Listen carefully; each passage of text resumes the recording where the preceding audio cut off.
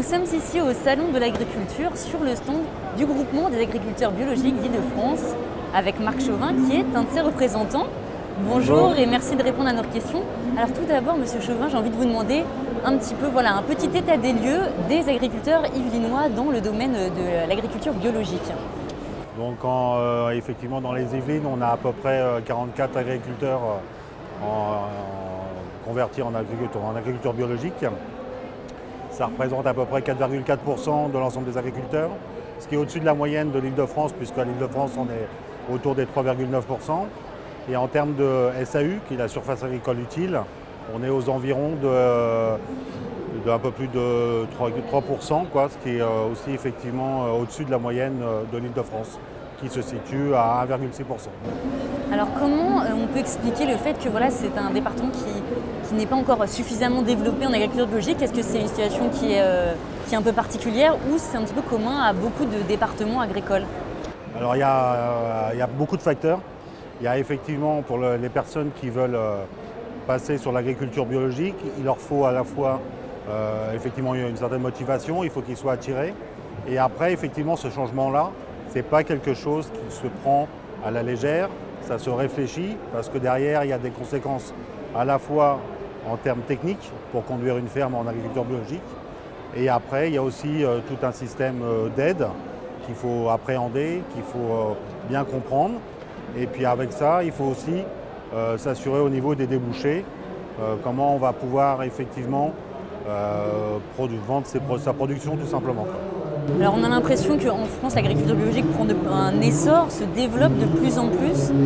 Comment on peut expliquer que justement les agriculteurs aient du mal à s'y mettre? Est-ce que finalement c'est vraiment viable économiquement pour un agriculteur? Alors aujourd'hui, la plupart des exploitations bio sont largement viables, plus viables effectivement que le conventionnel. Globalement, c'est beaucoup plus stable parce qu'il y a moins de variations de prix. Mais effectivement, aujourd'hui, c'est pour ça qu'au sein du groupe d'agriculture biologique Île-de-France, on est en train de monter une coopérative de commercialisation qui va permettre effectivement aux agriculteurs bio actuels de se diversifier, d'avoir des débouchés supplémentaires. C'est une association aussi, ni plus ni moins. Et en même temps, ça devrait être un très très bon levier pour les personnes qui veulent se convertir justement.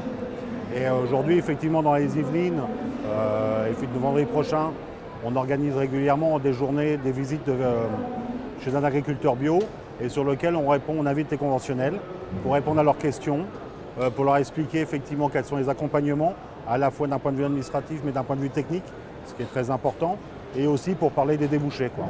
Et effectivement, vendredi prochain, il y a effectivement au Muro, il y a effectivement une opération comme celle-ci.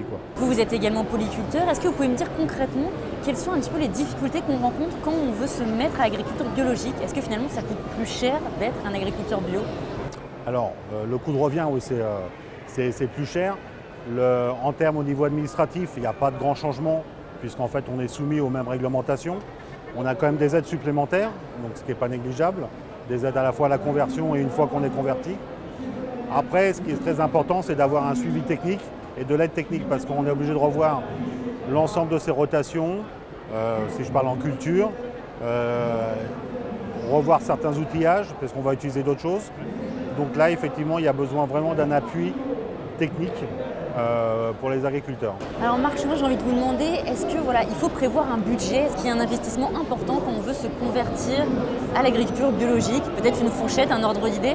Si vous prenez par exemple quelqu'un qui a déjà un élevage de poulet de chair et qui a déjà l'infrastructure, l'investissement ne va pas être énorme.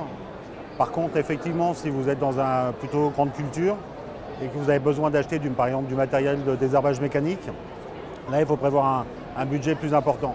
Ce qui est important en termes de conversion, c'est effectivement de prévoir une trésorerie, puisqu'en fait quand on commence une conversion, les produits ne sont pas automatiquement agréés issus de l'agriculture biologique, mais il y a un laps de temps, il y a globalement presque 3 ans de conversion, sur lequel les produits en C1 et en C2 ne sont pas commercialisés au prix du bio, même si le coût de production c'est identique à celui du bio.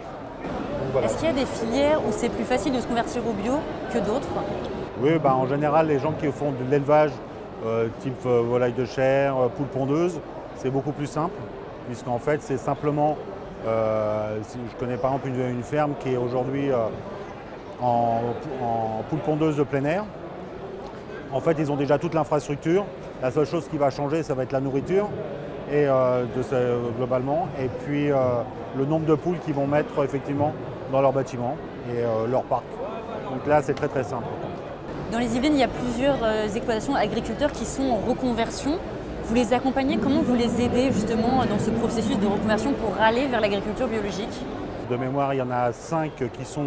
En fait, ils ont commencé déjà à se convertir et puis ils agrandissent, puisque la conversion se fait par étapes. Et puis il y a 3 nouvelles, conversions. Et donc on les aide à aller effectivement d'un point de vue, comme je le disais tout à l'heure, d'un point de vue administratif, pour savoir à quelles aides ils ont droit, comment il faut organiser, avoir les tenants et les aboutissants. Et puis ensuite, on va les aider d'un point de vue technique, principalement sur comment faire des nouvelles rotations, quelle culture après l'autre, globalement de profiter des erreurs que les plus anciens ont fait, qu'ils ne fassent pas les mêmes tout simplement.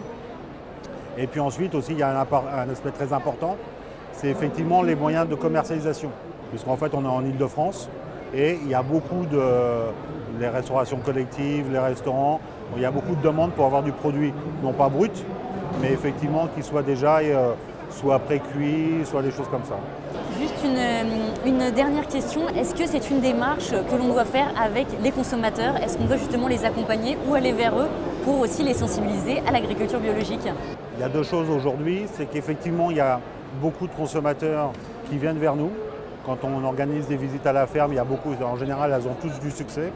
Il y a tous des mouvements tels que les AMAP et tout ça sur lesquels effectivement il y a vraiment un partenariat entre le producteur et le consommateur.